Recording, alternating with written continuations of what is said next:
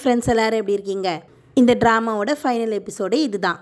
இது வரைக்கும் இந்த ட்ராமாவில் நம்ம என்ன பார்த்துருந்தோம் அப்படின்னா, அந்த $5 மில்லியன் கோமாக்காரன் என்னெல்லாம் வித்து செஞ்சாலுமே அவனால் எடுக்க முடியல. ஏன்னா அவன் பாஸ் எல்லாத்தையுமே அள்ளிட்டு போக பார்த்தா. ஆனால் லாஸ்ட்டில் தாத்தா எல்லாத்தையுமே காப்பாற்றிட்டாரு.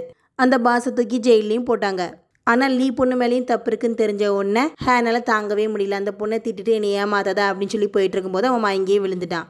அதுக்கப்புறம் என்ன நடக்குதுங்கிறத வாங்க நம்ம இப்போ பார்ப்போம். லீ தான் அவனை தூக்கிட்டு ஹாஸ்பிட்டலில் சேர்த்துருக்கா. உடனே டாக்டர் வர்றார். டாக்டர் யாருன்னு தெரியுதா? முதல்ல இவனுக்கு சொன்னா தெரியுமா, நீ 6 மாசமோ 1 வருஷமோ தான் உயிரோடு இருப்ப அப்படின்னு சொன்னார் தெரியுமா? அதே டாக்டர் தான். அவர் வழக்கம் போல் அவரோட டைலாக் ஆரம்பிச்சிடறாரு. எப்போ நான் எல்லாத்தையும் ஸ்ட்ரைட்டாக சொல்லணுமா இல்லை மறைச்சி சொல்லணுமா அப்படின்னு உடனே எல்லாருமே என்ன சொல்லுவாங்க, ஸ்ட்ரைட்டாக சொல்லுங்க அப்படின்னு சொல்லி தானே. இவ்வளோ ஆமாம் ஸ்ட்ரைட்டாகவே சொல்லிடுங்க டாக்டர் அப்படின்னு சொல்லி கேட்டுடுறா. முன்னாடியே நான் இவனுக்கு ட்ரீட்மெண்ட் பண்ணியிருந்தேன். அப்போமே நான் அவன்கிட்ட சொல்லியிருந்தேன் அவனுக்கு 4th ஸ்டேஜில் இருக்குது கேன்சர் அப்படின்னு சொல்லிட்டு. அதுக்கப்புறம் அவன் ட்ரீட்மெண்ட் எடுக்கவே வரல. அவனை போய் விசாரித்து அவன் அந்த ஊர்லேயே இல்லைன்னு சொல்லி கேள்விப்பட்டேன். ரொம்ப நாள் கழிச்சு இப்போ தான் அவனை நான் பார்க்கவே செய்கிறேன் அப்படின்னு சொல்லி டாக்டர் சொல்கிறத கேட்டோன்னே இவன் ஷாக் ஆயிடுறா. ஏன்னா இப்போ தான் இவளுக்கு ஹேனையே ரொம்பவே பிடிக்க ஆரம்பிச்சிருக்கு. இப்போ பார்த்து இந்த நியூஸ் அவ்வளோதான். அப்போ பார்த்து ஹேண்ட் வேற எஞ்சி உட்காந்துடுறான். ஆமாம் நான் எங்கே இருக்கேன்?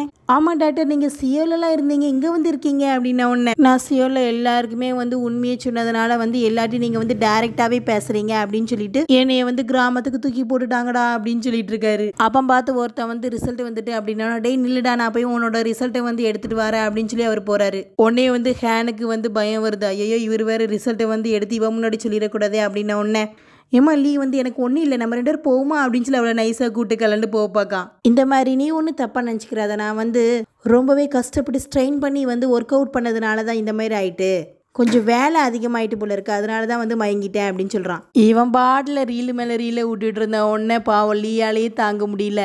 அந்த டாக்டர் எல்லாத்தையுமே என்கிட்ட சொல்லிட்டாரு, நீ ஏன் இப்படி என்னைய ஏமாத்திட்டு இருக்க, நீ போனதுக்கப்புறம் நான் என்ன செய்வேன்னு சொல்லி நீ கொஞ்சமாவது யோசிச்சு பார்த்தியா அப்படின்னு சொல்லி ரொம்பவே கதறி அழ ஆரம்பிச்சிடுறா. இந்த சைடு பிங்கியை காட்டுறாங்க.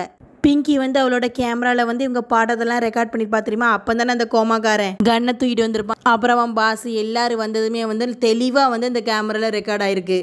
உடனே பிங்கி மாஸ்டர் பிளான் போட்டு எல்லா நியூஸ் சேனலுக்குமே இந்த ரெக்கார்டிங்கை அனுப்பிவிட்ரும். அதுக்கப்புறம் இந்த சைடு ஹேன் லீட்டை சொல்லிட்டு இருக்கா, நீ எனக்காண்டி அழுவுறதே எனக்கு ரொம்பவே சந்தோஷத்தை கொடுத்துட்ருக்கு. உன் கூட இருந்த மெமரிஸ் எப்போதுமே என் நெஞ்சில் நீங்கா நினைவை தான் பிடிக்கும். எப்போதுமே அதெல்லாம் ஹாப்பி மெமரிஸில் தான் இருக்கும். என் மனசில் எவ்வளோ வருத்தம் இருந்தாலும் சரி, நீ வந்தாலே போதும், உன்னுடைய முகத்தை பார்த்தாலே போதும், நான் எப்போதுமே சந்தோஷமாக மட்டும்தான் ஃபீல் பண்ணியிருக்கேன். என்னோட எல்லா வருத்தத்தும் எல்லா கவலைக்குமே மருந்தே நீ மட்டும்தான். நீ என்னைய மறந்துட்டு நீ சியோலுக்கு போய் நல்ல லைஃப் பார்ட்னரை தேடி நீ நல்லபடியாக வாழணும். இது மட்டும்தான் என்னோட ஆசையே, இது மட்டும்தான் என்னோட கடைசி ஆசை வேற அப்படின்னு சொல்லிடுறான். அதுக்கப்புறம் நீ தந்தது எல்லாத்துக்குமே ரொம்பவே நன்றி, நான் செஞ்ச எல்லாத்துக்குமே நீ மன்னிச்சிரு அப்படின்னு சொல்லி அவன் பாட்டில் கிளம்பி போயிடுறான். இதெல்லாம் ஹேண்ட் லவ் பண்ணுறதுக்கு முன்னாடி யோசிச்சிருக்கான். ஆனால் இப்போ பயப்புள்ள சொல்லிட்டு இருக்கான் பாரு. ஃபர்ஸ்ட் இவ வேண்டாம் தானே சொல்லினா, அப்பமே விட்டுருந்தா இவளுக்கு இவ்வளோ பாதிப்பு அடைஞ்சிருக்க மாட்டா. ஆனால் இப்போ இவளே இறங்கி லவ் பண்ணல. கரெக்டாக இந்த விஷயம் தெரிஞ்ச பாவம் இவ மனசே உடஞ்சி கதறி அழுதுட்டு இருக்கா. லீ ரொம்பவே பாவம்தான்ப்பா. லீ ரொம்பவே கதறி அழுதுட்டு இருந்தவொடனே ராணி தான் சமாதானப்படுத்திட்டு இருக்கா. உடனே ராணிகிட்ட சொல்லிட்டு இருக்கா, நான் ஹேனை ரொம்பவே லவ் பண்ணிட்டு இருக்கேன், அவன் இல்லாததை நான் எப்படி தாங்கிக்க போறேன்னே தெரியல அப்படின்னு சொல்லி ரொம்பவே கதறி அழுதுட்டு இருக்கா. இந்த சைடு தூரத்தில் காமிக்காங்க. பார்த்தா ஹேன் எல்லாத்தையுமே கேட்டுட்டு இவன் வேற உட்காந்து கதறி வாய மூடி அழுதுட்டு இருக்கான். ஹேனோட நிலைமையும் ரொம்ப மோசமாக தான் இருக்குது. இந்த சைடு இவனுக்கு எல்லாரும் உட்காந்து நியூஸ் சேனலை பார்த்துட்டு இருக்காங்க. ஏன்னா பிங்கி தான் பார்க்க சொல்லியிருப்பா. மின்னு அந்த நடந்த விஷயத்தெல்லாம் யூன்ஹி ஆண்டி அங்கிள் எல்லாத்தையும் விவரிச்சிட்டு இருக்கான். அவன் ஃபேக் கண்ணை காட்டி எங்களை வேற மிரட்டிட்டான், நாங்களும் உண்மை நினச்சி பயந்துட்டோம் அப்படின்னு சொல்லிட்டு இருக்கான். உடனே பிங்கிட்டு நீ எதுக்கு இதை நியூஸ் சேனல்கிட்ட கொடுத்த அப்படின்ன உடனே, எல்லாம் ஒரு விளம்பரம் தான், 1 பைசா செலவு இல்லாமல் பாருங்கள் நியூஸ் சேனலே உங்களை விளம்பரப்படுத்திட்டு இருக்கானுங்க அப்படின்னு சொல்லிட்டு இருக்கா. உடனே பிங்கி அங்கிள் ஆண்டி எல்லாருமே பாராட்டி தள்ளிட்டு இருக்காங்க. பரவாயில்லையே 10 பைசா செலவு இல்லாமல் விளம்பரப்படுத்திட்டாலே அப்படின்னு சொல்லி எல்லாரும் பாராட்டி மலையை பொழிஞ்சிக்கிட்டு இருக்கானுங்க. அப்போ கிம்மோட ஐடியாவை பாருங்களேன். பரவாயில்ல எங்கள் மூஞ்செல்லாம் ஃபேமஸ் ஆகிட்டே அப்படின்னா எங்களோட கேபேஜ் எல்லோரும் வாங்குவாங்களா அப்படின்னு சொல்லி கேட்டுட்டு இருக்கான். அதை பார்த்தவொன்னே பிங்கி என்னது இதெல்லாம் செஞ்சது கேபேஜுக்கா அப்படின்னு சொல்லி மூஞ்சை உருன்னு வச்சிட்டு இருக்கும்போது மின்னு பரவாயில்லையே கிம்மு எவ்வளோ சூப்பரான ஐடியா கொடுத்துருக்கான் அப்படின்னு சொல்லி கிம்மை பாராட்டி தள்ளிட்டு இருக்கான். இதுகளுக்கெல்லாம் மூளை இருக்கா இல்லையான்னு சொல்லி இப்போ தான் நமக்கே டவுட் வரும். ஆக மொத்தம் இவனுக்கு தான் வந்து இப்போ வந்து ரொம்பவே வந்து பாப்புலராக ஃபேமஸாக இருக்கானுங்க அப்படின்னு சொல்லி அம்புட்டு பேரும் பேசிகிட்டு இருக்கானுங்க. அப்போ வந்து மின்னு சொல்லுவான், சரி நம்ம எந்த மாதிரி கேபேஜை விற்கலாம், இந்த மாதிரி விற்கலாமா அந்த மாதிரி விற்கலாமான்னு சொல்லி டிசைனாக சொல்லிட்டு இருக்கும்போது பிங்கி சொல்கிறான், அட படுபாவிகளா, நான் வந்து உங்களை வந்து ஒரு பெரிய ஆட்களாக ஆக்கலான்னு பார்த்தா நீங்கள் வந்து கேபேஜ் விற்கிறதுலேயே இருக்கீங்களேடா அப்படின்னு சொல்லிட்டு இருக்கா. அடுத்த நாள் ஒருத்தர் வந்து இன்டர்வியூர் போல் அவர் வந்து இன்டர்வியூ எடுத்துகிட்டு இருக்கானுங்க இவனுங்க எல்லாத்தையும். சரி அன்றைக்கி என்ன தான் நடந்துச்சு அதை பற்றி சொல்லுங்களேன் அப்படின்னு சொல்லும்போது இவனுங்க எல்லாருமே அதை பற்றி பேசாமல் கேபேஜை பற்றியே பேசுகிறானுங்க. எங்கள் கேபேஜ் ரொம்பவே வந்து இயற்கையானது அப்படி இப்படின்னு சொல்லி கேபேஜை பற்றியே பேசிகிட்டு இருக்கானுங்க. இன்டர்வியூ வந்தவனுக்கே கடுப்பாயுது, நம்ம என்னத்தை பற்றி கேட்டோம் இவனுங்க என்னத்தை பற்றி பேசிகிட்டு இருக்கானுங்க அப்படின்னு சொல்லிட்டு நினச்சிட்டு இருக்காரு. சரி நீங்கள் ஏதாவது லைஃப் தத்துவம் சொல்லுங்களேன் அப்படின்ன உடனே ஒரு தத்துவம் சொல்வானுங்க பாரு, வாழ்க்கைங்கிறது ஒரு கேபேஜ் மாதிரி, அதில் வந்து வேண்டாத களைகள் வரும், நத்தை வரும், காட்டுமான் வந்து விளாடும், அது எல்லாத்தையும் எதிர்த்து நின்னா மட்டும்தான் இந்த கேபேஜில் வந்து நம்ம வந்து சக்ஸஸ்ஃபுல்லாக வந்து விளைவிக்க முடியும். அதே மாதிரி நம்ம வாழ்க்கையில் வர எல்லா கஷ்டத்தையும் வந்து நம்ம வந்து தூக்கி போட்டு வந்தால் மட்டும்தான் நம்மளால் வாழ்க்கையில் ஜெயிக்க முடியும் அப்படின்னு சொல்லிட்டு இருக்கானுங்க. இந்த தத்துவத்தை கேட்டோன்னே இன்டர்வியூர் போதும்பா போதும், என்னால் வந்து இதுக்கு மேலே இன்டர்வியூ எடுக்க முடியாதுன்னு சொல்லி கிளம்பி ஓடிடுறாரு. அதுக்கப்புறம் இவனுங்க 4 பேர் நடந்து வந்துட்டு இருக்கும்போது லீவ் வந்து ஆஃபீஸில் வந்தவுடனே இவனுங்க வந்து சும்மா எப்போதும் போல் இருந்த உடனே நான் வந்து செஞ்சதுக்கு எல்லாத்துக்கும் வந்து என்னை மன்னிச்சிருங்க அப்படின்னா சரி நாங்கள்லாம் வந்து அதை வந்து ஒரு பொருட்டாகவே யோசிக்கலை அப்படின்னு சொன்ன உடனே சரி இப்போ எதுக்கு நீ வந்திருக்க அப்படின்ன உடனே நான் வந்து ஹேனை வந்து டேட்டிங் கூட்டு போகலான் இருக்கேன் அப்படின்ன உடனே எல்லாரும் டே ஹேன் நீ கலக்கிட்டியே அப்படின்னு சொல்லிட்டு இருக்கானுங்க. ஹேன் இல்லை நான் போல எனக்கு வேலை இருக்குது அப்படின்னு சொன்னால் போடா உனக்கு ஒரு வேலை இல்லை அப்படின்னு சொல்லி அம்பிட்டு வேறுன்னு சொன்ன உடனே லீவ் வந்து வா அப்படின்னு சொல்லி தரன்னு இழுத்துட்டு போயிட்டு இருக்கா. அதுக்கப்புறம் ஒரு ரெஸ்டாரண்ட்டில் போய் உட்காந்தானே சரி நெக்ஸ்ட் உன்னோட பிளான் என்ன அப்படின்னு சொல்லி கேட்டோன்னா ஒன்றும் இல்லை அப்படின்னா சரி நம்ம பீச்சுக்கு போவோமா வேற எங்கே போகலாம் அப்படின்னு சொல்லி அசால்ட்டை லீ கேட்டுட்டு இருந்த உடனே இவன் வந்து எங்கேயும் போவானா நம்ம வந்து ஊருக்கே போகலாம் அப்படின்னு சொல்லிட்டு இருக்கான். முன்னாடி வந்து இவன் வந்து எல்லாத்தையும் கேட்டுட்டு இருப்பான், இவன் எங்கேயும் போவானா அப்படின்னு சொல்லுவான். இப்போ வந்து மாறிட்டு பாருங்க, இதுதான் முன்ன போன வாக்கா பின்ன வந்தே தான் தீரும். அதுக்கப்புறம் ஹேனோட ஃபோனை எடுத்து லீ வந்து பார்த்துட்ருப்பான். அதில் வந்து ஹேனை வந்து ஒரு பக்கெட் லிஸ்ட் வந்து ரெடி பண்ணி வச்சுருப்பான். அதெல்லாம் வந்து என்னதுன்னு சொல்லி பார்க்க சாகிறதுக்கு முன்னாடி இதெல்லாம் நான் பண்ணணும் அப்படின்னு சொல்லி ஸ்டார்டிங்கில் வந்து எழுதி வச்சுருக்கான். என்னடா அப்படின்னு சொல்லி பார்க்கும்போது எங்கள் அம்மா கிட்ட நான் வந்து ஐ லவ் யூ சொல்லணும் அப்படின்னு சொல்லி நிறைய இருக்குது. சரி அம்மா கிட்ட ஐ லவ் யூ சொல்கிறதெல்லாம் உனக்கு வந்து பக்கெட் லிஸ்டாடா அப்படின்னு சொல்லும்போது நமக்கு தானே தெரியும் அவங்க அம்மா எப்படிப்பட்ட ஆளுன்ட்டு. அதுக்கப்புறம் வந்து ரீட் பண்ணுறா கப்பல் ஷர்ட் போடணும், அதெல்லாம் வந்து ஆல்ரெடி பண்ணிட்டாங்களே. அதுக்கப்புறம் கப்பல் ரிங்குன்னு இருக்குது. அதுக்கப்புறம் கேர்ள் ஃப்ரெண்டோட அவுட்டிங்கு டேட்டிங்கு அப்புறம் ப்ரப்போஸு அப்புறம் மேரேஜ் எல்லாமே வந்து கேர்ள் ஃப்ரெண்டோட தான் இருக்கும். மற்ற எல்லாமே வந்து பக்கெட் லிஸ்ட்டு கேர்ள் ஃப்ரெண்ட் நோக்கியே தான் போகுது. சரி நம்ம ஒவ்வொன்றா செய்யலாம் அப்படின்னு சொல்லிட்டு அதுக்கப்புறம் என்னது ஃபஸ்ட்டு கப்பல் ஷர்ட் நம்ம போட்டுட்டோம், அதுக்கப்புறம் கப்பல் ரிங்கு தானே இப்போ போட்டுருவோம் அப்படின்னு சொல்லி கூப்பிட்டு போகிறா. இந்த சைடு மின்னி எல்லாருமே வந்து கேபேஜை வந்து ப்ரொமோட் பண்ணுறதுலேயே இருந்துட்டு இருக்காங்க. அப்போ பார்த்து ஒரு ஆள் வராரு, உங்கள் கூட நான் வந்து கொஞ்சம் பேச வேண்டியது இருக்குது அப்படின்னு சொல்லும்போது இல்லைப்பா நாங்கள் ரொம்பவே பிஸியாக இருக்கோம், இப்போ வந்து கிம்ஜி பண்ணலாம் வச்சுக்கோங்களேன் கேபேஜ்லாம் கெட்டு போயிடும் அப்படின்னு சொல்லி கேபேஜை பற்றியே கவலைப்பட்டுட்டு இருக்கான். நான் வந்து உங்களோட கான்ட்ராக்டை பற்றி பேச வந்திருக்கேன் அப்படின்னு. என்னது கான்ட்ராக்டா அப்படின்னா ஆமாம்மா உங்களை வச்சு நான் வந்து ஒரு ஆல்பம் ரெடி பண்ணலாம் அப்படின்னு சொல்லி நினச்சிருக்கேன் அப்படின்ன ஒன்று எங்கள் சிஇஓ வந்து உங்கள் மேலே ரொம்பவே இன்ட்ரெஸ்ட்டாக இருக்காரு அப்படின்னு. என்னது உண்மையிலேவா அப்படின்னு சொல்லி அம்புட்டு வேறுக்கும் வந்து ஷாக்காக இருக்குது.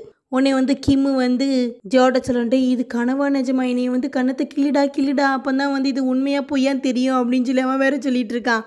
ஆனால் வந்து ஜோக்கு வந்து என்னதான் காடுன்னு தெரியல, கிம்மு கண்ணத்தை நல்லா நுள்ளியே விட்டுடுறான். அதுக்கு கிம் சொல்லாண்டே லைட்டாக கிள்ள சொன்னதுக்கு நீ வந்து கண்ணத்தை பிச்சிருவ போல இருக்கே அப்படின்னு சொல்லி கதறி அழுதுட்டு இருக்கான். இந்த சைடு நம்ம வந்து கப்பல் ரிங்கை வந்து பார்ப்போமா, வேறு ஒன்றும் இல்லை சூப்பி முட்டாய் இருக்குல்ல அதில் ரிங்கு மாதிரி வரும்ல அதை போட்டுட்டு சாரிப்பா கொஞ்சம் பட்ஜெட் இடிக்குது அதனால் வந்து இப்போதைக்கு இது பிறகு அவனுக்கு வாங்கி தரேன்னே அப்படின்னு சொல்லிட்டு இருக்கா. அதுக்கு ஹேண்ட் சொல்கிறான் இதுவே எனக்கு ரொம்பவே பிடிச்சிருக்கு அப்படின்னு சொல்லிடுறான். சரி நம்ம வந்து கப்பல் ஷர்ட் ஓகே, அடுத்து கப்பல் ரிங் போட்டோம், அதுக்கப்புறம் என்ன இருக்குது அப்படின்னு சொல்லி பக்கெட் லிஸ்ட்டை பார்த்தா கிஸ்ஸு. அதை பார்த்த உடனே லீ வந்து பேக் அடிச்சிடறா, இன்னும் நமக்கு நிறைய டைம் இருக்குது, அப்போ வந்து நான் வந்து உனக்கு கிஸ் தரேன் நீ வந்து கவலைப்படாதானே அப்படின்னு சொல்லிட்டு இருக்கா. ஆனால் வந்து ஹேண்ட் கதறி அழ ஆரம்பிச்சிடான். ஏன்டா அழுற அப்படின்னவனே இல்லை உனக்கு ஏதாவது உடம்பு சரியில்லை அப்படின்னா யாரும் உன்னையும் பார்த்துக்கிருவா நான் போனதுக்கப்புறம் அப்படின்னு சொல்லி ஃபீல் பண்ணி அழுதுட்டு இருக்கான். அவன் வந்து செத்து போகிறத நினச்சி ஃபீல் பண்ணாமல் இவளை பற்றி கவலைப்பட்டுட்டு இருக்கான்ப்பா, இதுதான் லவ். சரி விடு அப்படின்னு சொல்லி லீ வந்து ஹேனை சமாதானப்படுத்திட்டு இருக்கா. இந்த சைடு நம்ம எல்லாருமே எதிர்பார்க்காத ஒரு விஷயத்தை காட்டுறாங்க. டாக்டர் வந்து ஹேனோட ரிசல்ட் எடுத்து பார்த்துட்டு இருக்காரு. என்னடா இது புதுசாக அதிசயமாலாம் இருக்குது, இன்னும் 6 மாதத்தில் செத்து போயிடுவான்னு பார்த்தா பாதி கேன்சர் இவனுக்கு குணமாயிருக்கு, இது எப்படி, இது வந்து மெடிக்கல் மிராக்கல் அப்படின்னு சொல்லிட்டு இருக்காரு. இன்னும் பாதி கேன்சரை அவன் ட்ரீட்மெண்ட் முறையாக எடுத்துக்கிட்டாலே போயிருமே அப்படின்னு சொல்லிட்டு இருக்காரு. ஆக மொத்தம் என்ன ஹேண்ட் பொழைச்சிட்டான்ப்பா, அவ்வளோதான். ஹேனுலையும் இனிமேல் சந்தோஷமாக தான் இருக்க போகிறாங்க. உடனே வந்து டாக்டர் வந்து அசிஸ்டன்ட் டாக்டரை கேட்டுட்டு இருக்காரு. ஆமாம் அவன் ஃபோன் நம்பர் ஏதாவது கான்டாக்ட் டீட்டெயில்ஸ் கிடச்சா அப்படின்னு. இல்லை ஒன்றுமே அவன் எழுதாமல் ஓடிட்டான் அப்படின்ன உடனே சரி இந்த விஷயத்தை அவன்கிட்ட சொல்லியே ஆகணுமே அப்படின்னு சொல்லி டாக்டர் வேற வந்து கவலைப்பட்டுட்டு இருக்காரு. இந்த சைடு ஹேனும் லீயும் வந்து சர்ச்சுக்கு போய் தான் வந்து கதறி கதறி அழுதுட்டு இருக்காங்க. ஹேன் தான் சொல்லிட்டு இருக்காங்க, எனக்கு வந்து சாக விருப்பமே இல்லை, எனக்கு வந்து இன்னும் நிறைய நாள் வாழணும் போல ஆசையாக இருக்குது, கண்டிப்பாக நீ சியோவில் போய் நீ வந்து வேற ஒருத்தனை லவ் பண்ணி கல்யாணம் பண்ணிக்கோ அப்படின்னு சொன்னோன்னே இல்லை நான் வந்து ஒன்றையே எப்படியாவது காப்பாற்றி கல்யாணம் பண்ணிக்கிடுவேன் அப்படின்னு சொல்லிட்டு இருக்கா. ரொம்பவே ஃபீல் பண்ணி 2 பேரும் கதறி கதறி அழுதுட்டு இருக்காங்க. உண்மையிலே 2 பேரும் அவங்களோட காதலை உணர்ந்துட்டாங்கப்பா. இந்த சைடு வீட்டில் வந்து ஹேனை தவிர மற்ற எல்லாரும் ஒரே சந்தோஷத்தில் இருக்கானுங்க. ஏன்னா வந்து அவனுக்கு ஆல்பம்லாம் பண்ண போகிறானுங்க. ஏன் ஆல்பம் பண்ண போகிறேன்னு சொல்லி ரொம்பவே சந்தோஷத்தில் இருக்கானுங்க. இன்னொரு அதிசயத்தை பாருங்கடா, யூனியோட தம்பி ஜான் வந்து உருநேதன இருப்பான். ஆனால் இவன் வழக்கத்துக்கு மாற சிரிச்சு பேசிகிட்டு இருக்கான். அதான் அதிசயம் சொன்னேன். அவன் வந்து இவனுக்கு எல்லாத்தையும் கங்க்ராச்சுலேஷன் சொல்லிட்டு இருக்கான். உடனே பிங்கி வந்து சொல்ற, இது எல்லாத்துக்குமே காரணம் நான் தான், என்னையே மறந்துட்டீங்களாடா அப்படின்னு சொன்னோன்னா, ஏமா உன்னை எப்படிமா மறப்போம், நீ தாம்மா எங்களுக்கு எல்லாமே அப்படின்னு சொல்லி இவ்வளோ வேற ஐஸ் வச்சுட்டு இருக்கானுங்க. இந்த சைட்லி வந்து எப்படி நான் வந்து நம்ம ட்ரீட்மெண்ட் போவோம், ட்ரீட்மெண்ட்டில் எப்படியாவது வந்து நம்ம சக்ஸஸ் ஆகிடலாம் அப்படின்னு சொல்லி சமாதானப்படுத்திட்டு இருக்கா. உடனே வந்து ட்ரீட்மெண்ட்டுக்கு போகணும் அப்படின்னா வந்து கண்டிப்பாக என் ஹேர்லாம் வந்து கொட்ட ஆரம்பிச்சிடும், அதை வந்து உன்னால் பார்க்க முடியாது, அதனால் நான் வந்து இப்போமே வந்து ஹேரெல்லாம் ஷேவ் பண்ணிக்கிறேன், உனக்கு ஏதாவது பிரச்சனை இருக்கா அப்படின்னு. இல்லை நீ வந்து பண்ணு அப்படின்னு சொல்லி அவனை உள்ள விட்டுட்டு இவன் வந்து ரொம்பவே வெளியில் வந்து கதறி கதறி அழுதுட்டு இருக்கா. இவங்களோட லவ் ரொம்பவே வந்து உண்மையானது போல இருக்குது. அதனால் வந்து கரெக்டாக டாக்டரே அந்த வழியாக வந்துடுறாரு.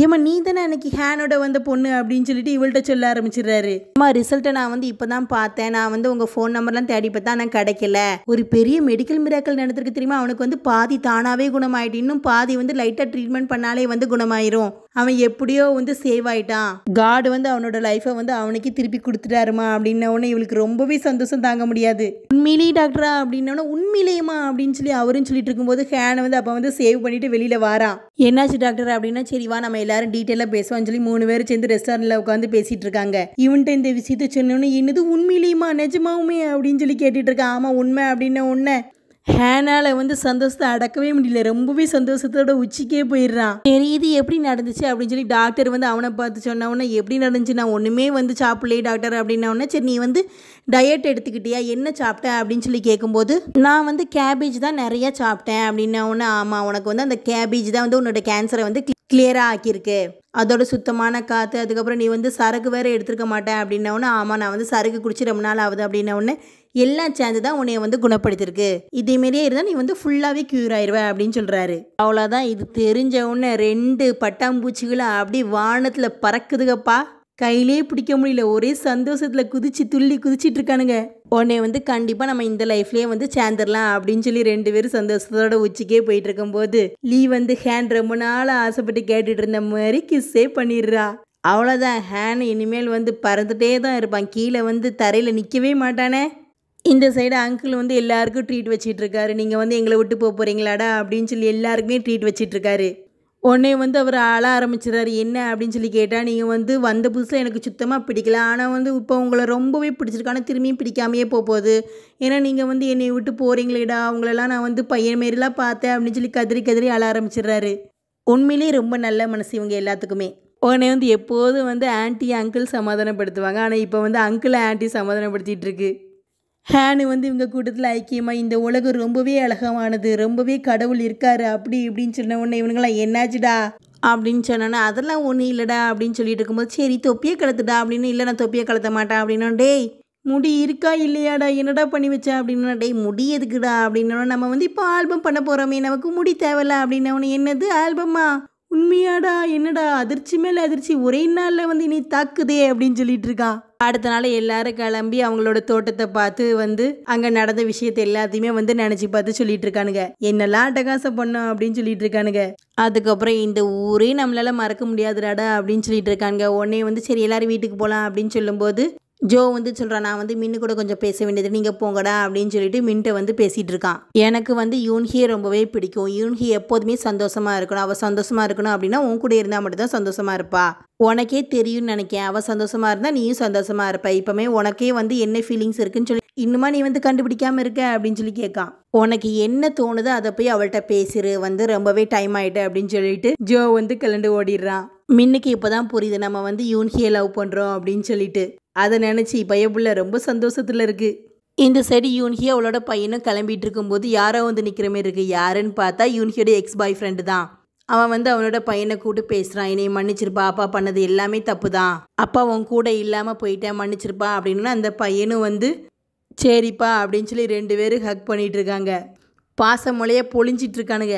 என்னதான் இருந்தாலும் அப்பா தானேப்பா பையனுக்கு. அதுக்கப்புறம் அவன் வந்து யூன்கிட்ட வந்து என்னையை மன்னிச்சிரு, நான் வந்து தெரியாமல் செஞ்சுட்டேன், இனிமேல் நம்ம 2 பேரும் ஏன் வந்து ஃபேமிலியாக வாழக்கூடாது, நான் வந்து உன் கூட வாழணும்னு ஆசைப்பட்றேன்.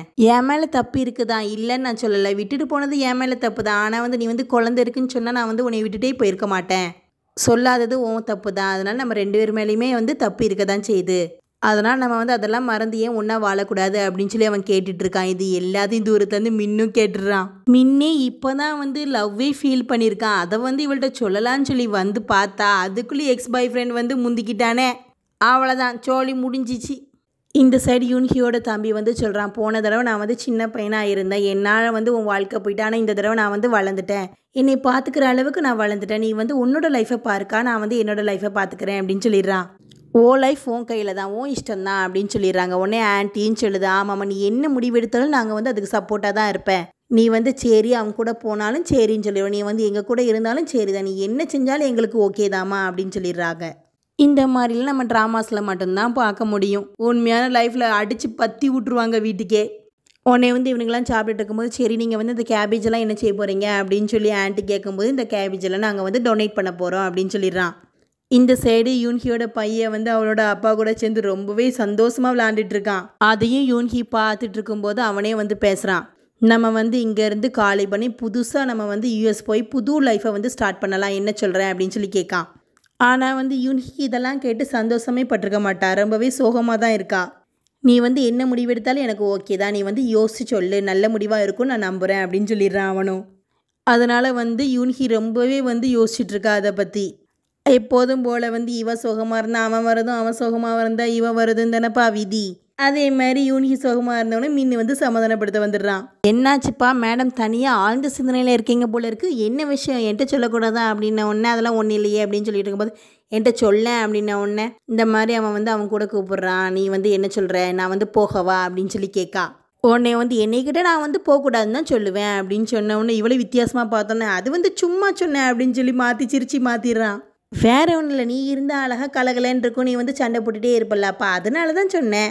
போகிறது போகாதது எல்லாமே வந்து உன் மனசில் இருந்து நீ வந்து முடிவெடு, எல்லாமே வந்து உன்னோட தனிப்பட்ட கருத்து தான், உன்னோட விஷயம் என்னவோ அதை செய்யி, உன்னோட விருப்பத்தை நாங்கள் எல்லாருமே ஏற்றுக்குருவோம் அப்படின்னு சொல்லி மின்னு வந்து சொல்லிட்டு போயிடுறான். அதுக்கப்புறம் இவனுங்க எல்லாருமே வந்து சேலுக்கு வந்து ரெடி ஆகிட்டானுங்க. அப்போ வந்து ஊர் மக்கள் எல்லாருமே வந்து வழியப்பா வந்துடுறானுங்க.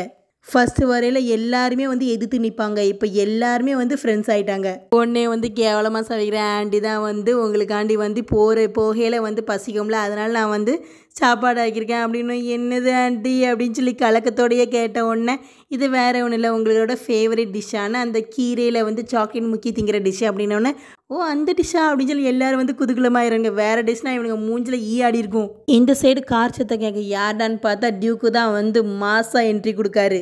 உடனே வந்து அந்த கார் சேவையை எடுத்து மின்னுக்கே கொடுத்துட்டு, இந்த பனி காலத்துலலாம் எனக்கு வந்து இதை மெயின்டைன் பண்ண ரொம்பவே கஷ்டமாக இருக்குது, உன் காரை நீயே வச்சுக்கோப்பா, எனக்கு வேணாம்ப்பா, நான் வந்து புது கார் வாங்கிக்கிறேன் அப்படின்னு சொல்லிடுறாரு. பாருடா, இவர் வந்து இவனுங்களுக்கு ஒரு கிஃப்டாக கொடுத்து அனுப்புகிறாரு. ரொம்பவே நல்லவருப்பா டியூக்கு.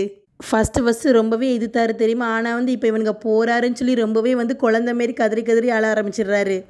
அதுக்கப்புறம் மின்னு வந்து யூன்ஹியோட பையன்கிட்ட போய் சொல்கிறான், நாங்கள் வந்து வாரத்தில் ஒருக்க வந்து உன்னை கண்டிப்பாக பார்ப்போம், நீ வந்து எங்களை நினச்சி ஃபீல் பண்ணாத அப்படின்னு சொல்லிடுறான்.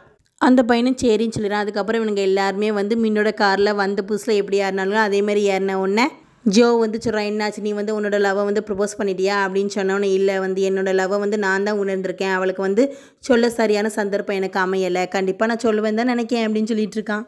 அதுக்கப்புறம் இவனுங்க எல்லாருமே வந்து போயிட்டு வரேன்னு சொல்லி டாட்டா காமிச்சிட்டு கிளம்புறானுங்க. பாவம் டியூக்கு வந்து பின்னாடியே ஓடிடுவார் போல இருக்கு, அவ்வளோ பாசம் வச்சுருக்காரு. மற்ற எல்லாருமே வந்து சந்தோஷமாக டாட்டா காமிச்சு வழி அனுப்புகிறாங்க. யூன்ஹி வந்து என்ன செய்யன்னு சொல்லி டிசிஷன் எடுக்க முடியாமையே உட்காந்துட்ருக்கா. உடனே வந்து ஆன்ட்டி தான் வந்து சொல்கிறாங்க, நீ வந்து உன் மனசாட்சிக்கு விரோதம் இல்லாமல் நீ வந்து டிசிஷன் எடுமா, உன் பையனுக்காண்டி எடுக்காத, உன் பையன் சந்தோஷத்தை வச்சுட்டு உன் சந்தோஷம் வராது, உன்னோட சந்தோஷம் வச்சாதான் உன் பையன் சந்தோஷமாக இருப்பான், கடைசி வரைக்கும் வாழ போகிறது நீ தான், உன் பையன் கிடையாது, அதை வந்து நீ வந்து மனசில் வச்சுக்கோ, அவன் ஹாப்பியாக இருந்தால் நீ ஹாப்பியாக தான் இருப்பான், ஆனால் வந்து நீ ஹாப்பியாக இருந்தால் அவன் பல மடங்கு ஹாப்பியாக இருக்கான், அதை மனசில் வச்சுட்டு நீ வந்து டிசிஷன் எடு அப்படின்னு சொல்லுது.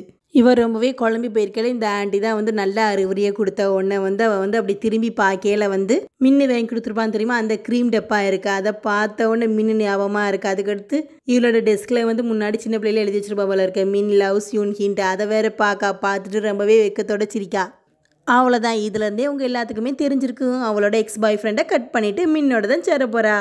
ஏன்னா இவளோட சந்தோஷம் மின்கிட்ட தான் இருக்குது, மின்னோட சந்தோஷம் இவள்கிட்ட தான் இருக்குது. அதனால் வந்து அவள் ரொம்பவே வந்து டிசிஷனில் உறுதியாகவே எடுத்துடுறா. வேற என்ன, மின்னு தான்ப்பா அவள் லவ் லைஃப் எல்லாமே. இந்த சைடு இவனுங்க எல்லோரும் வந்து கான்சர்ட்டுக்கு போகும்போது நம்ம கண்டிப்பாக வந்து ஜெயிக்கிறோண்டா அப்படின்னு சொல்லி ரொம்பவே வந்து ஆக்ரோஷத்தோடு போகிறானுங்க.